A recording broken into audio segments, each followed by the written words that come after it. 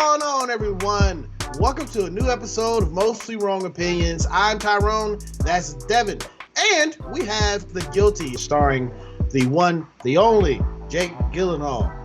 That's it. 911, what is the address of your emergency?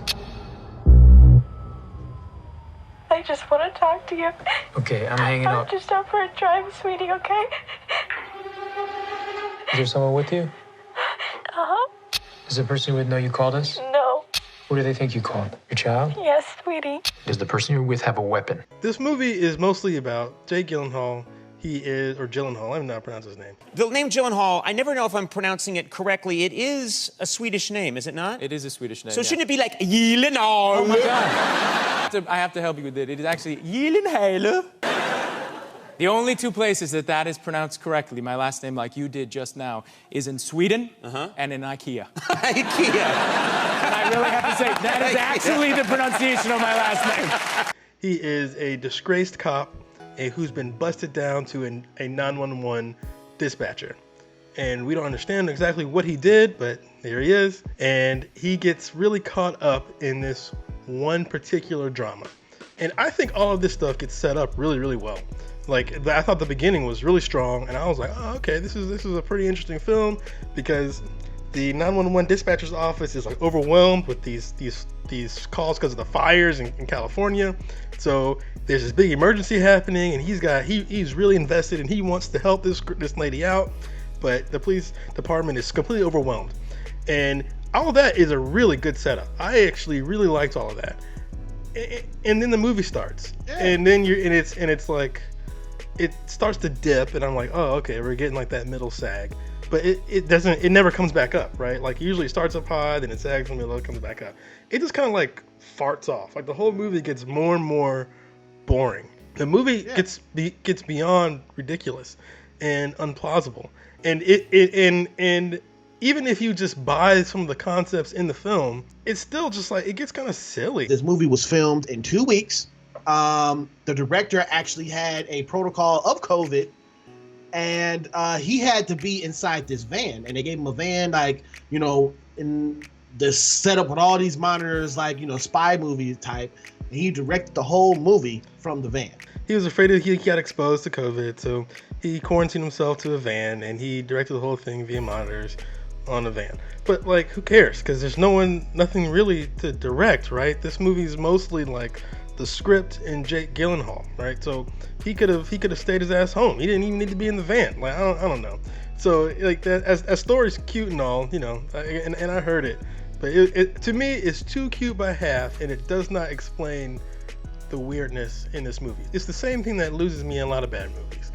It's that I've seen this movie before, and I've seen it better, and which sucks, right? Like, there's a great series on Apple TV Plus called Calls, and the whole thing takes place over phone calls. And actually, not only do you just get people talking, but you don't get any visual. It's just waveforms. That's all the visuals, and it's way more interesting than this. It commits that same bad sin of being a bit of a copycat, and not being as good of a copycat as the movies that it's copying. Well, I can see that. That happening. I was checking my phone throughout it periodically myself. But to come and think about it, when you were speaking on other films that this is like, I actually just thought of this. It's kind of like. Yeah, it's so much like Phone Booth. I couldn't get Phone Booth out of my head. I think it's called The Call with Halle Berry. Yep, I couldn't get that out of my head. Halle Berry. And so and Phone Booth to me was a lot more riveting. Phone Booth was, and maybe it was just my age, I don't know, but Phone Booth, it took me a minute before I realized the whole movie took place in a phone booth, right?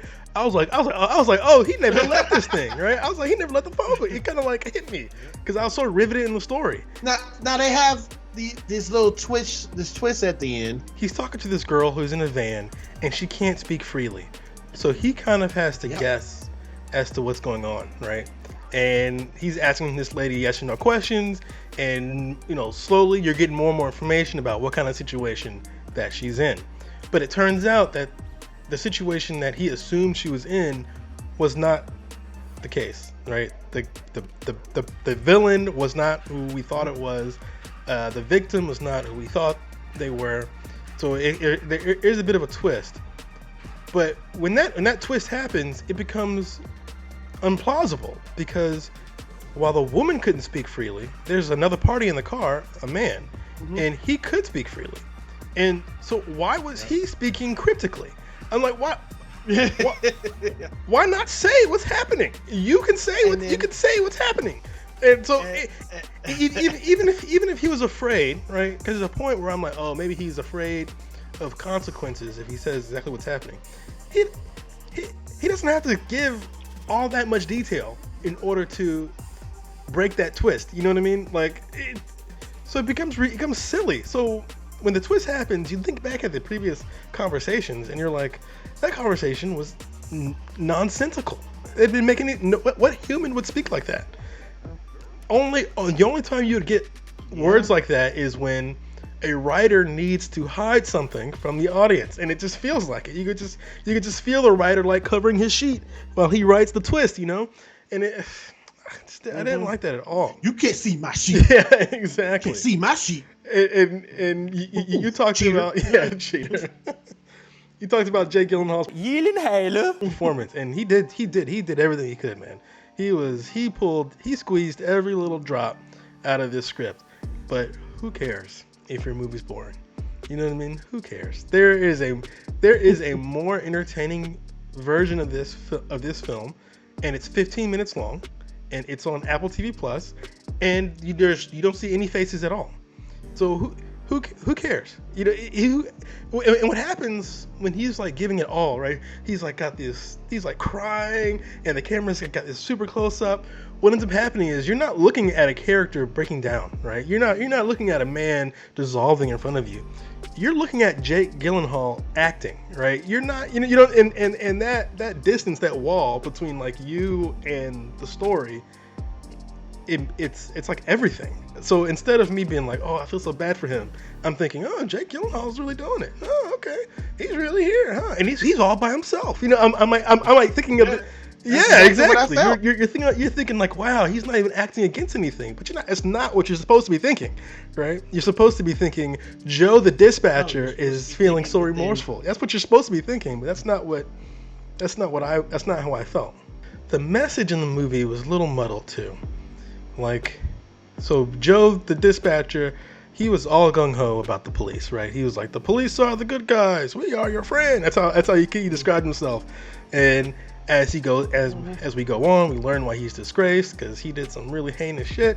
And it's very clear the police are not good guys, and there are characters who don't trust the police, and they are very much justified. In these movies, some movies depict the cops as like heroes and stuff like that, and then Candyman, they did the right thing and showed that not all, you know, some cops are great, but not all cops are good cops. And Jake Gyllenhaal plays a character that he's not there to protect you. Exactly. but see, the movie, he has a change of heart, and he's like, you know what? Maybe I did do something wrong, and maybe I need to be punished. And I'm like, what? Does he not understand the privilege that he has as a cop to be able to decide to be punished? You know what I mean? If you, Tyrone, did the thing he did, you'd be punished immediately. There'd be no need for a change of heart, right? There'd be no trial. I mean, there's a trial, but there's no chance of you getting off. There's a trial for some people, but if you look like this, it ain't no trial. You know what I'm saying? Yeah, exactly. So the trial is the gun. Exactly. Of the bullet, so here's this white guy, a white cop, deciding to be punished for this heinous crime. I'm like, that's kind of effed up, man. Like, congratulations, I guess. I'm glad you grew a conscience, but that's a gross thing to. I don't know. I didn't. The movie kind of missed the mark. You know what I mean? In a movie like this, your script has to be tight, and I thought it was loosey goosey, so it lost me, and it was boring. So not only was it loosey goosey, it had a weird moral, I guess. It was boring. So damn. Yeah, this movie, I'm just gonna go ahead and give our rating. I'll give my rating on this film. I mean, I have to give some props to the fact that it was done in 2 weeks. Good for them to pull that off. Man, you make some good points, sir. You make some good points, and all the stuff that I was feeling, you conveyed it better than what I could just now. Yeah, man. Mostly wrong opinions. We give each other love. You know what I'm saying? So, yeah, brother. So, I'm gonna have to say, the writing did not be tight as Devin said. Jake Gyllenhaal did a good acting performance, but didn't make me believe in him as the character. Joe. Doing that, and he was pulling it off. He was throwing stuff around. You get out there. Yeah, he was doing everything he could, man. He was doing it all. So this is a average film, probably a 4.5. I would totally agree with your assessment of a 4.5. I would give it a 4, but I totally understand why you gave it that 0.5. I thought Jake Gyllenhaal did a great job. If you are interested in watching an actor act, then great. That's what you're gonna get. You're not gonna see a character though, right? You're not gonna see Jake Gyllenhaal playing a character. You're gonna see Jake Gyllenhaal acting for his buddies or for his reel or something. I'm not even ready for the Academy. I don't know. I'm not really sure what this. Yeah, it's probably for the Academy. I guess, but this movie's too trash to get anything in the Academy. But I think this movie is definitely a 4. I think the message is muddled. I think when you find out that this movie was directed from a van, you're like,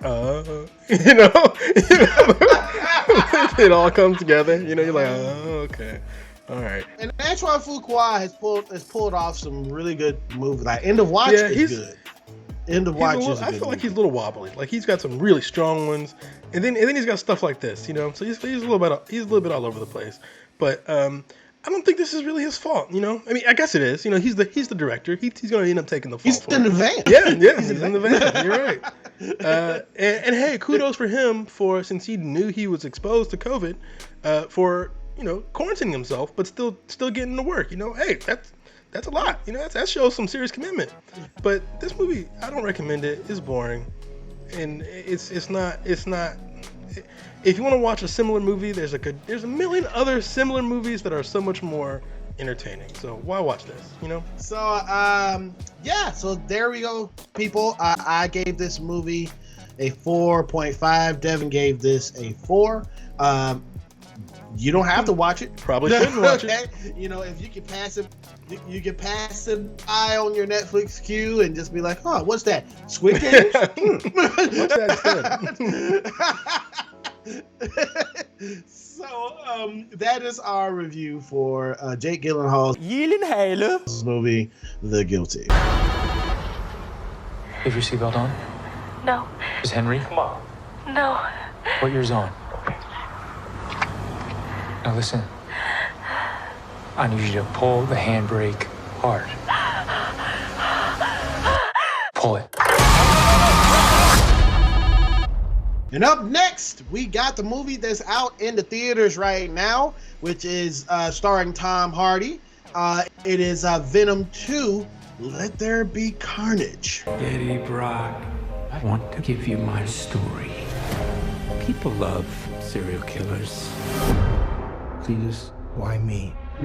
What's mine is yours, and what's yours is mine. This movie picks up after Venom 2018. It stars Woody Harrelson. It brings back Michelle Williams.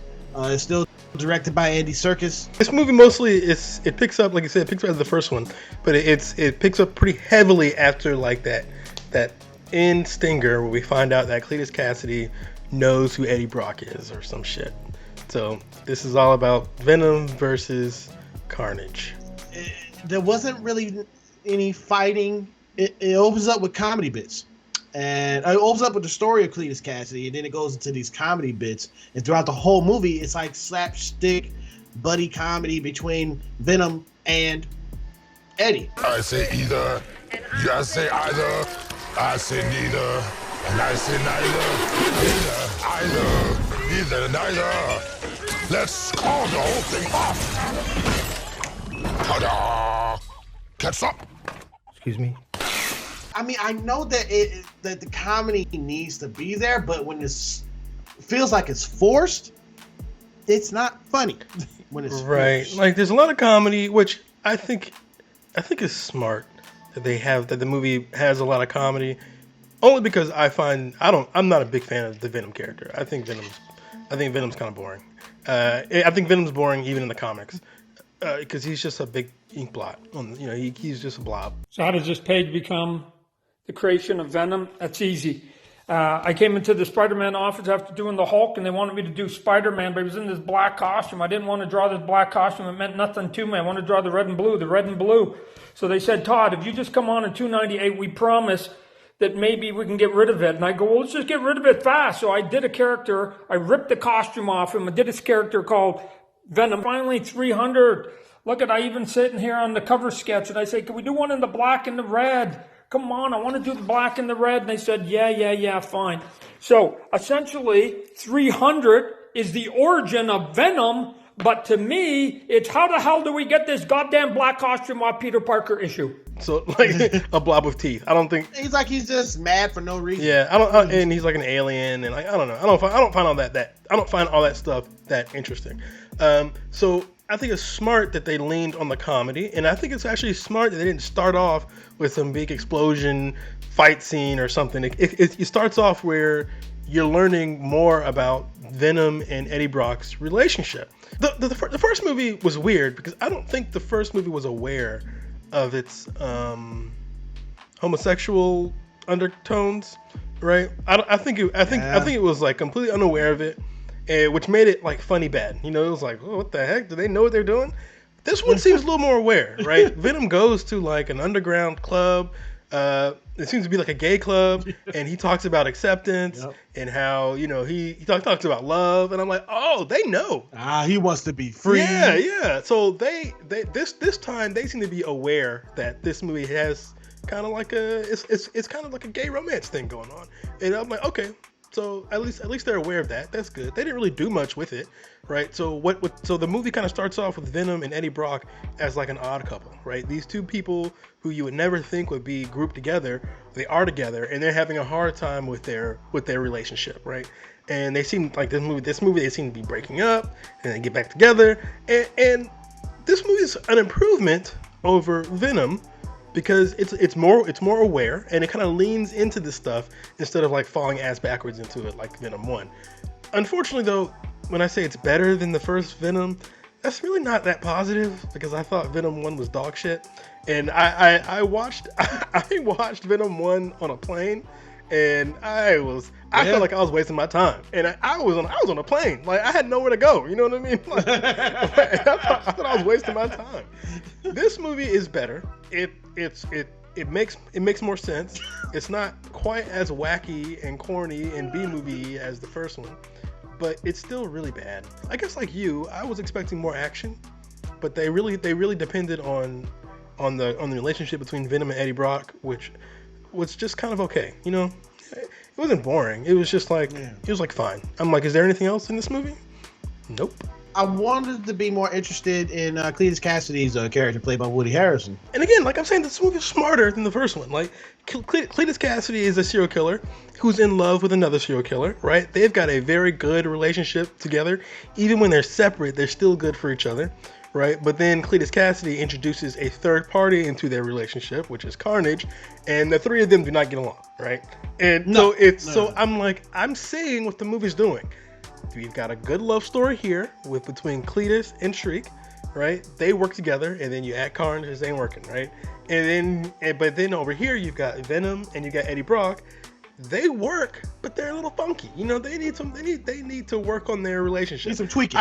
Exactly. So I can see what this movie's doing by having this like A and B plot, and they're both essentially love stories.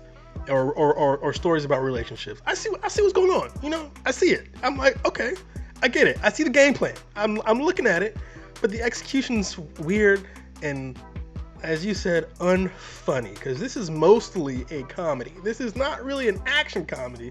This is mostly a comedy, and the comedy falls flat for me, and it sounds like it may have fallen flat for you too. I went to go see this movie with a friend of mine, Trent. We have talked about him before on the show. And it was his birthday last Friday. Happy belated birthday, my brother. Happy birthday. And he brought his homeboy Joel. And at the end of the movie theater, I said, "What y'all think?" And Trent was like, "Could have been better." and then Joel was like, "Yeah, man, yeah, that was hot." I'm like, I don't think he saw the same movie we did. Oh yeah, and I don't think. And that's a good point, because I think a lot of people, they really just want to see the flashiness. They want to see Venom bite off heads, and they want to see Carnage. I don't know, be Carnagey, and I guess you get some of that, but this is a PG-13 Venom film. I was just about starring to say that. Carnage. Do you think it needed a rated R thing? Like most people do. I don't think this character needs to be rated R. I don't even think Carnage needs to be rated R. But the way they shot it, I could feel them pulling punches, right? Yeah, so they'll be like, yeah, like that's right. Like Carnage will make like an axe out of his hand. He'll go, and then the camera will cut, and you're like, what? And then or like Venom will pick someone up, and he's like, I'm going to eat his brain, and then the cuts, and you're like, what? You're like, oh, yeah. This movie just it can't show the blood, so it like tries to cut around it, and so the action didn't quite land for me, and the jokes, like they kind of had me teed up, you know what I mean? I was kind of ready to laugh, you know, I was ready, because I thought Tom Hardy did his thing, you know, so I was kind of ready to laugh. I'm like, but the laughs didn't come through, right? I guess because I've never been a big Venom fan. Like I don't really know much outside of Venom and Carnage. So Shriek, I don't really know. There's another symbiote that happens at the end, who's a toxin shows up at the end. I don't really know him that much. So when the cop, this is like small spoilers, I guess. It's obvious if you know Venom, you know this is going to happen. But if you don't know Venom, you don't care. So I don't even know this is a spoiler. But so when the cop, if you don't know about who the cop is supposed to be in the comic books, yeah, exactly. So when the cop becomes Toxin, I'm like, who's that? What? How? Why? and like, you know, I didn't really care. You know what I mean? I'm like, oh, okay, yeah, he's another character. Oh, okay. We might as well just talk about it, man. Go ahead and get the cat out of the bag. Say it. I'll put a little spoiler warning. Watch. Boom. Okay. There it is. Spoiler warning right there. For the end credit scene in Venom 2, Let There Be Carnage. I'm just going to go ahead and say it. Venom and him is just chilling on the beach, and he's talking about how many millions of light years of information that he has, and he's like, oh, show me. And right when he was just about to show him about all the information of his planet and billions of light years and stuff, everything glitches. So they went to the Marvel MCU. It just confirms that yes, Venom is going to most definitely be in the new Spider-Man movie or in some capacity. But they just want to let you know and just gear fans up that, hey, we're going to cram all this shit in one movie and this guy's going to be in it too. And everyone is freaking out about it. With the Venom crossover thing, like, I mean, so what? You know why it's so what? It's because Tom Holland's contract has one more movie and the movie's been shot. So if any Venom Spider-Man crossover is going to happen in this humongous film with Dr. Octopus and Green Goblin and Doctor Strange, it's going to happen in that. So you're not going to get the Venom Spider-Man crossover that you're thinking, at least not in this next film. I don't think so. Why do you care? I don't know. Why should I care? Why? I've seen crossovers. I've seen a million of them. Like I don't know. I mean, it's cool they showed us that, but I'm not sure why people would get excited about this. You know, I mean, I guess that's nice. You know, okay, cool, it's nice. So I didn't find any of that stuff interesting. So, so with the actual film though, I thought the film was weird and kind of messy and kind of boring. As much as I like Woody Harrelson, I think he's the wrong actor to play Cletus Cassidy, because he's much older than he's usually depicted in the comics. Like, I feel like Cletus in the comics, he might be in his 30s maybe, or late 20s. You know, Woody Harrelson's, I think he's in his 60s. So, you know, he's a much older version. And then you know, let's continue with the spoilers thing. He dies. So I'm like, that's it. There's no, why do they do this? I don't understand why do they kill villains like this? Like, so I guess we're done with this, at least this version of Cletus. And also in the film, and it's also in the trailer too, Venom says, "Oh, I can't fight Carnage," and Eddie's like, "Why?" And he's like, "That's a red one," and I'm like, "Oh, what does that mean?" And they don't never explain. Yeah, never explain. Like, the red ones do something different. And also, what else is not explained? Shriek. She had a throwaway line early on where she called it a mutation. So I'm like, is she a mutant? How was she able to say mutation? I guess she could say it because Disney owns the term mutant and mutation. So maybe she's a mutant. I don't know. Yeah, she has these scream powers, and you would think they would talk a lot about how the hell she could do that, but nope, they don't. This movie's for the fans. You know what I mean? This movie's for Venom fans. If you're a big Venom fan, yeah, the true Venom fan. Yeah, yes. Which means you're probably under 15, and you know, like the flashing stuff and the CGI, really, that shit really does it for you. You know what I'm saying? If that's you, this movie's great. This movie would be for you. But if you're here for like literally anything else, eh.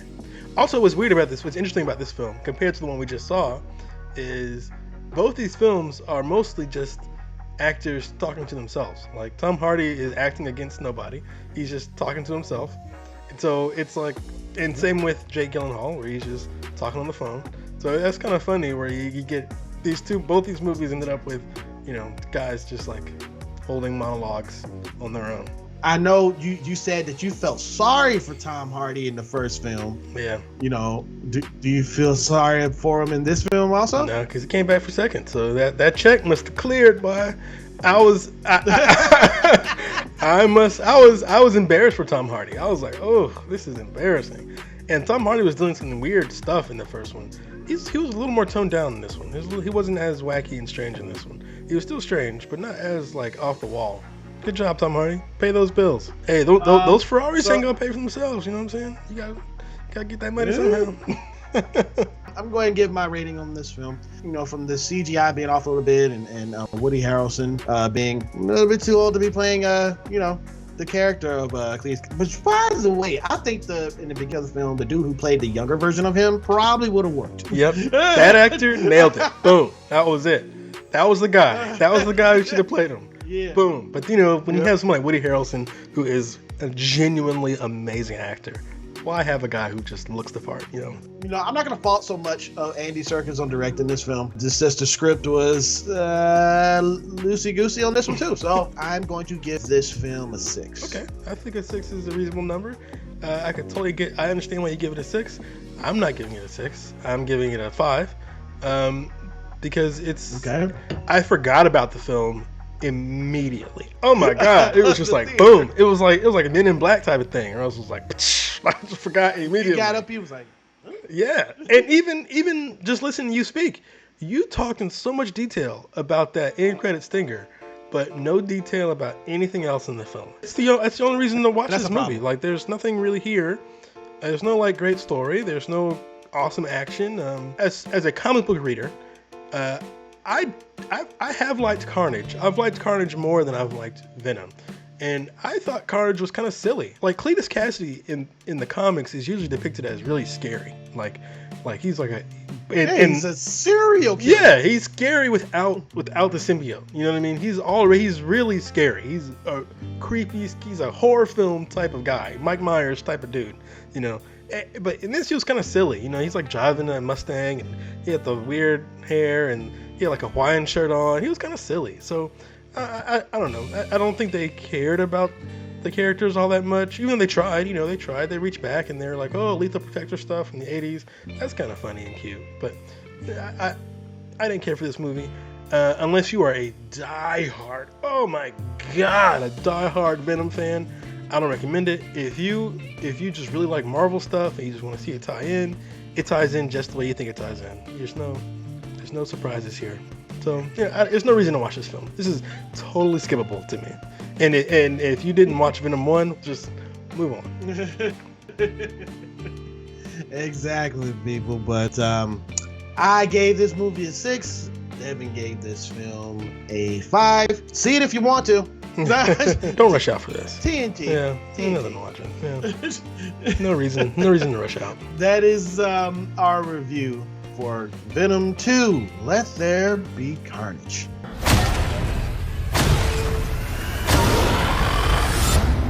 Is the loneliest number that you ever do. I'd like to thank you for clicking on this video. You know, we really do appreciate that. Could you please do us a favor? Hit that subscribe button. Just do it. It's really simple. It's boom, just like that. And when you boom, hit that, go ahead and hit that bell. All right, hit that bell to get notified with everything we do right here on Mostly Wrong Opinions. You know, we have a lot of stuff that's on the horizon right now. More shows are coming out, more reactions coming out, like the What If episodes.